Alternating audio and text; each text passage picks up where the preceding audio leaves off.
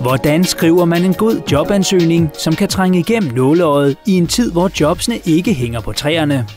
Jens Hein er Senior Consultant Manager hos rekrutteringsfirmaet Hartmanns, som ligger i Herlev. Og han ved om nogen, hvordan en god ansøgning skal skrues sammen, og hvad man helst skal undgå. Det, der er det helt afgørende, når du sender en ansøgning afsted, det er, at du gør den målrettet.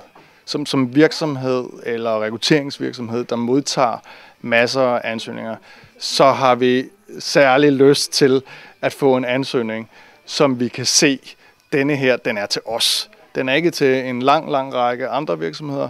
Den er målrettet os og den profil og det job, som vi skal have besat lige nu og her.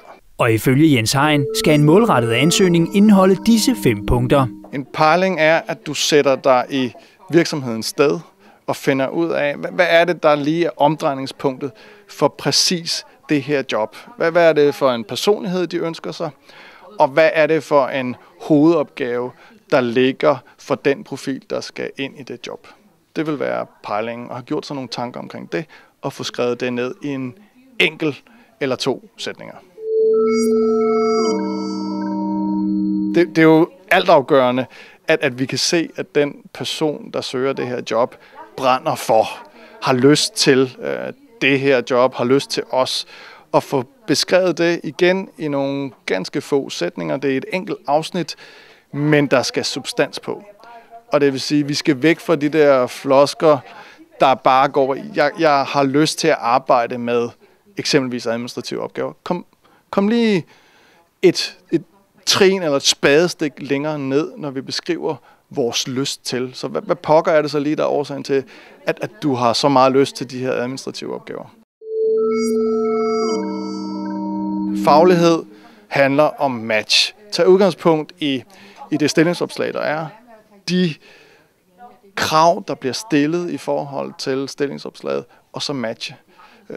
Få sat fokus på de 2, måske 3 faglige kvalifikationer, du har, der er relevante i forhold til lige præcis det her job. Og alt, hvad der ligger derudover, pak det væk, glem det bort. Det er ikke relevant. Ganske enkelt ikke. Finde ud af, hvad er det, der er vigtigt for den person, som de ønsker i jobbet, og få fremhævet de 2 relevante personlige egenskaber, og få sat ord på.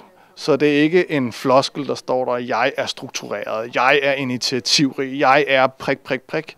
Nej, få beskrevet, hvad ligger der i din måde at være struktureret på. Sæt nogle yderligere ord på. Giv det liv og giv det indhold af din personlighed. Nu skal vi målrettet gøre opmærksom på, at vi er 110% overbeviste om, at vi er en kandidat, der matcher det her job, fagligt såvel som personligt. Og ikke lad dig snige ord som håber og formoder og andet, der gør os lidt løse i koderne der. Altså det er troen på, at jeg er den med de rette faglige og personlige kvalifikationer. Den gode ansøgning skal helst holdes på en A4-side, gerne vedhæftet foto, men ikke feriebilleder eller festbilleder. Brug gerne stærke ord, men husk ikke at oversælge. Vi skal være ærlige omkring det, vi kan, og den vi er. For du kan sagtens forestille dig konsekvensen, hvis vi har malet et eller andet Supermans-billede op, og så kommer du ud og skal være Superman uden de der Supermans kræfter.